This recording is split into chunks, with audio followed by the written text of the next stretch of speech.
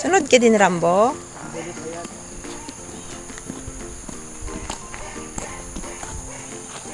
Babagilid lang. Shh.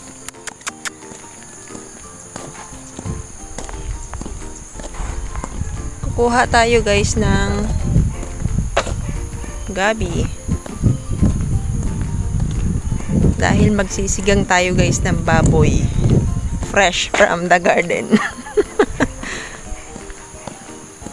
Marami tayo dyan guys, tanim na gabi.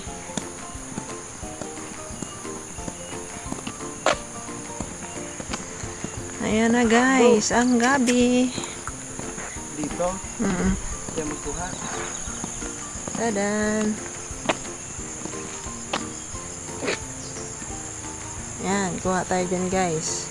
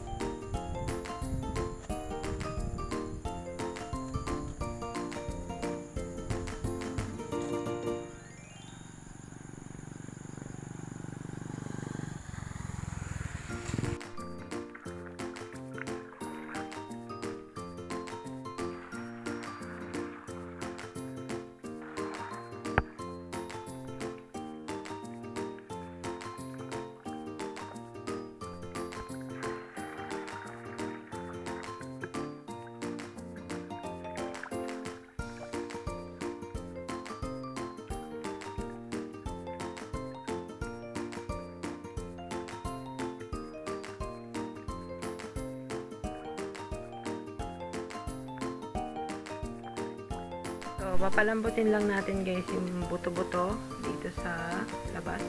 Since marami naman tayo guys kahoy. Para tipid tayo sa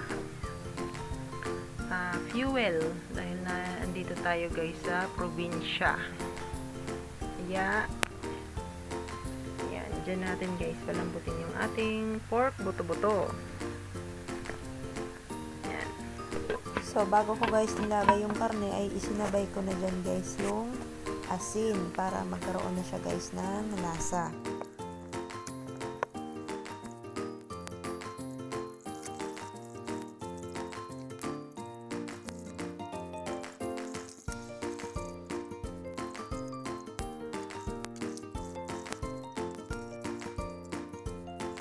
Guys, yung ating nakuha na gabi.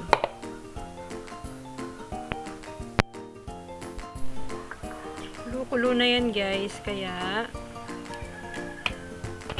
lalagyan na natin ng sibuyas and paminta, tsaka siling panigang and nor cubes na pork.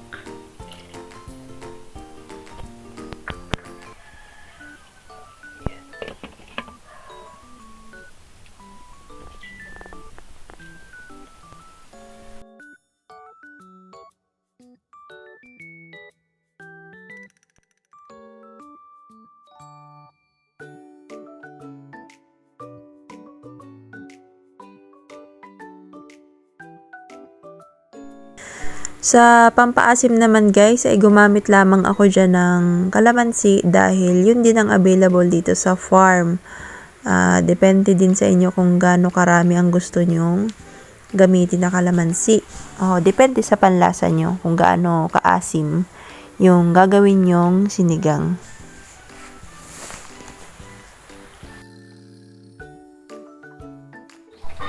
Pinakalas nating ilalagay guys ay yung pampaasim. So, ang pampaasim guys na gagamitin ko ay yung calamansi juice. Depende sa inyo guys kung ano ang gusto nyong pampaasim. Pwede naman guys tamarind powder, sampalok, or depende sa inyo guys kung ano ang gusto nyong pampaasim.